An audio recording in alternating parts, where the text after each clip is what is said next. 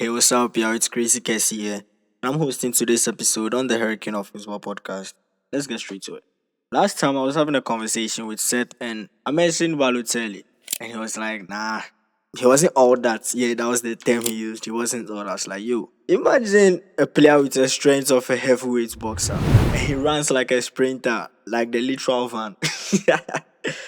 And he was very smooth enough to embarrass defenders for fun. Like he just does it with ease. And you're trying to tell me it's not all that. You know what? Let's dive into his career.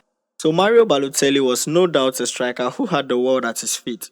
A man who tipped to become one of the greatest forwards of his generation. Well, he became an what if. That's according to Seth. Think Balotelli has done enough.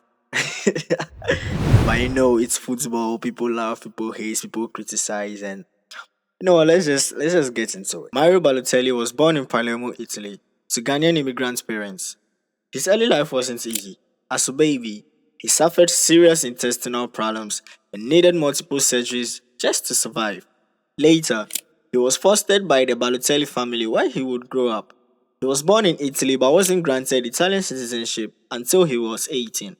That feeling of never fully belonging would follow him throughout his career.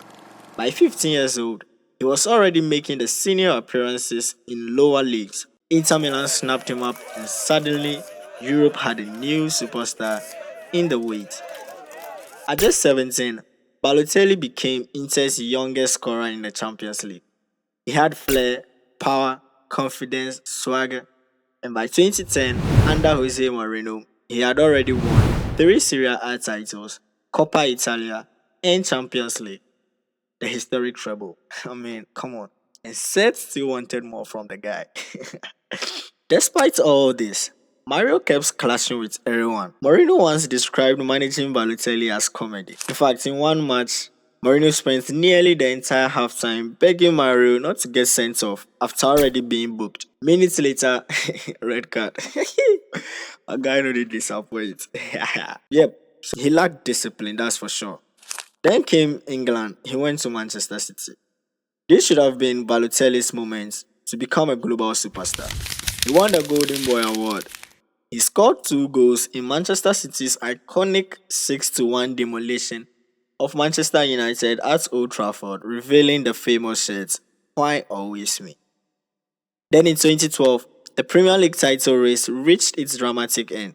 Agüero's last minute winner vs QPR. And who gave the assist? Mario Balotelli. His only league assist that season and one of the most important in the Premier League history.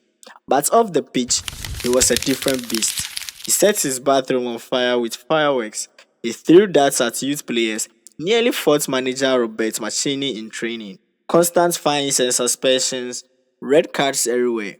At just 21 years old, Mario wasn't just talented anymore. He looked like the future of Italy.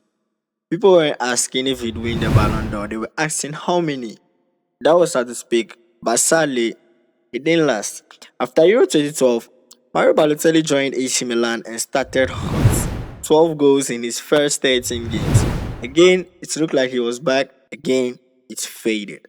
Then came Liverpool in 2014, signed to replace Luis Suarez, a huge chance.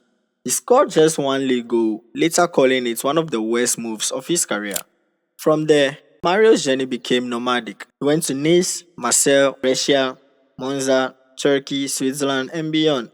Instead of dominating Europe's elite for a decade, he drifted. So what happened? He obviously lacked discipline, environment. He faced racism throughout his career, especially in Italy. Abuse that clearly affected him deeply.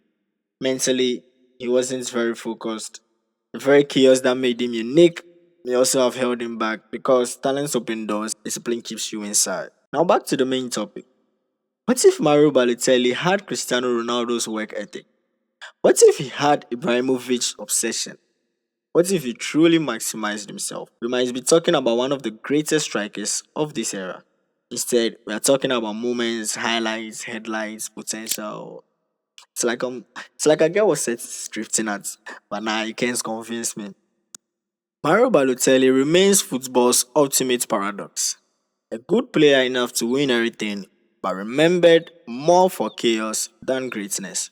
Let me know what you guys think in the comment section if Mario Balotelli was good enough reached his full potential. Think about Mario Balotelli in general. Let me know in the comment section. And don't forget to like, subscribe, share, and always remember this is your favorite rapper, Crazy Casey. You already know. And I'll catch you on the next one.